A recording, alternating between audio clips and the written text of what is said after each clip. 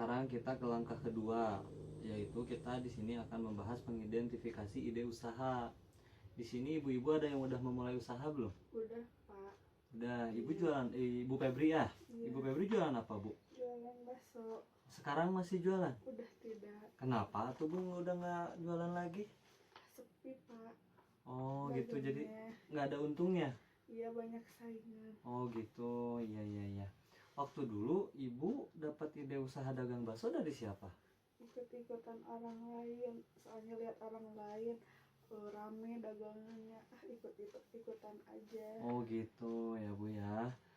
Emang waktu ibu pas dapat ide itu ada nggak pertimbangan dulu, misalnya seperti takut nggak laku, ataukah membelanjanya di mana, bikin baksonya di mana gitu gitu. Ada nggak pertimbangan ke situ, Bu? Enggak sih, langsung aja. Oh, karena memang melihat orang lain rame dan dapat untung besar gitu ya, Bu Iya. ya.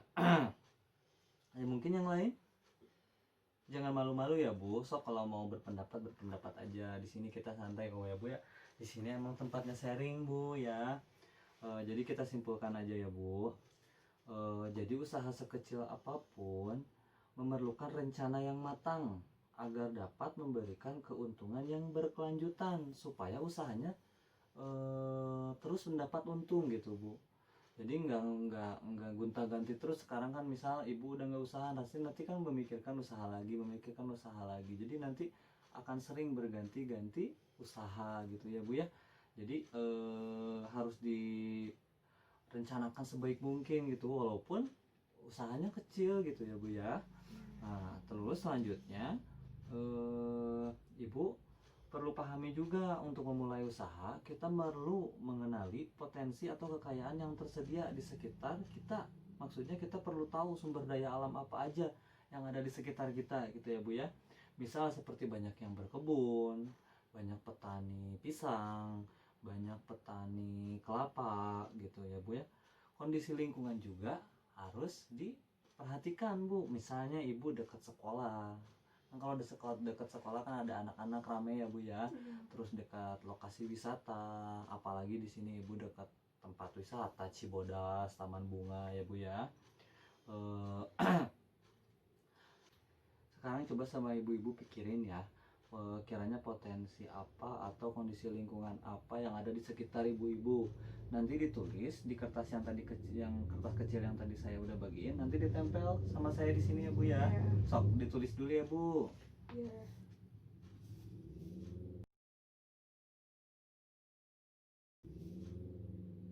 Udah, Bu? Sudah. Bisa dikasihin kertasnya sama saya? Iya, bisa. Makasih ya, Bu. Kita ditempel dulu ya, Bu.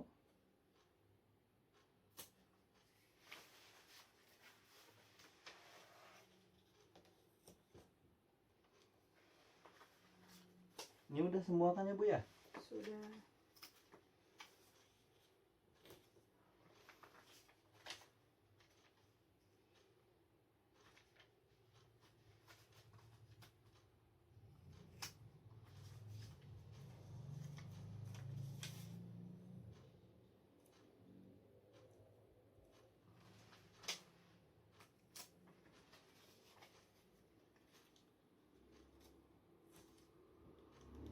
Ya. Oh, jadi di sekitar ibu itu ada sayuran. Emang daerah petani di sini ya, Bu ya? Iya. Terus dekat sama Taman taman bunga juga, dekat lokasi wisata ya, Bu. Iya. Jatuh. Terus dekat dengan taman wisata juga, Kebun Raya Cibodas. Oh, di sini ada peternak sapi ya, Bu ya? Ada, Pak. Oh iya, ada susu murni juga ya, Bu. Bagus. Ya, kita lanjutkan lagi ya, Bu. Iya. Terus kenapa coba, Bu, kita harus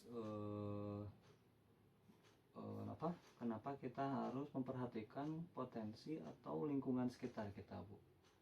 Ada yang tahu nggak? Ibu Iis, Ibu Nana, Ibu Yatirah, Ibu Febri? Enggak ada, Pak. Jangan ragu-ragu ya, Bu, sok dikeluarin aja pendapatnya, karena di sini kita sama-sama belajar ya, Bu. nggak ada yang salah ataupun yang benar gitu ya Bu. Kita di sini hanya sharing aja Bu, sharing, tempatnya diskusi gitu ya. Jadi jangan sungkan-sungkan untuk mengeluarkan pendapatnya ya Bu ya. Iya Pak. Kita lanjutkan saja. Jadi kenapa kita harus memperhatikan potensi atau lingkungan sekitar itu, karena itu akan menjadi modal awal kita Bu, karena itu salah satu keuntungan kita, kekuatan kita gitu, dalam memulai usaha. Jadi modal itu bukan hanya selalu tentang uang ya Bu ya, harus dipahami gitu ya Bu ya. Paham Bu? Paham. Ya baik.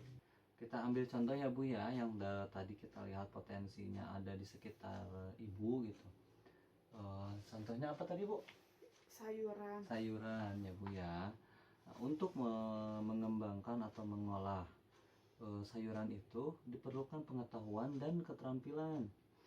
Misalnya nih sayurannya apa Bu? Sausin.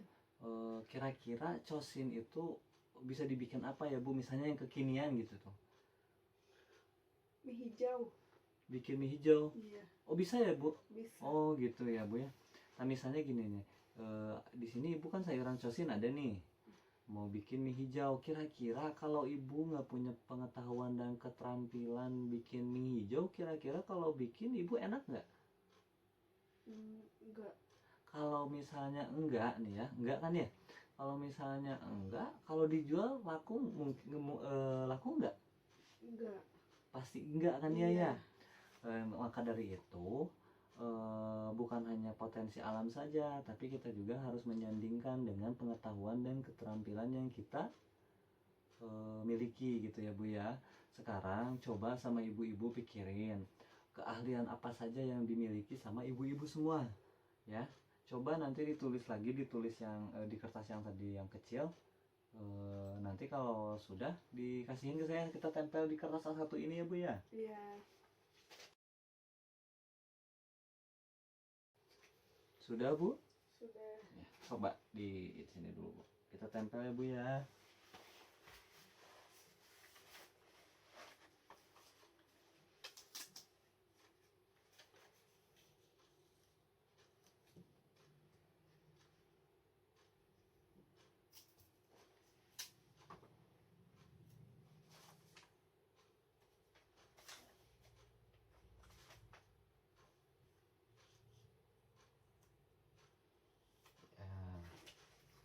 Jadi di sini Ibu ada yang bisa memasak, terus juga ada yang membuat kerajinan ya Bu ya. Iya. Ya, bagus ini karena tadi mulai sesuai ya Bu. Di sini kan kalau memasak tadi yang tadi dibahas Bu, bisa yang kalau punya cosing, kalau bisa masak mungkin bisa ya Bu ya bikin mie hijau yang tadi. Terus kalau membuat kerajinan ini bisa ya Bu dibikin pernak-pernik buat kenang-kenangan di daerah Kebun Raya Cibodas ataupun Taman Bunga gitu ya Bu ya. Kita lanjutkan ya Bu.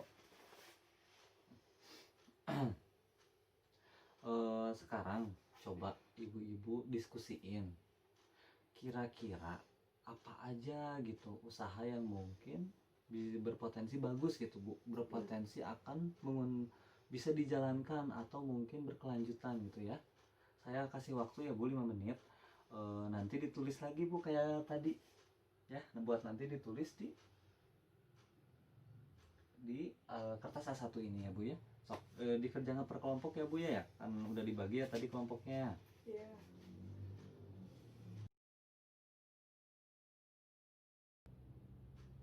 Sudah Bu? Sudah. Ya, sok dikasinin Bu. Kita tempel ya Bu.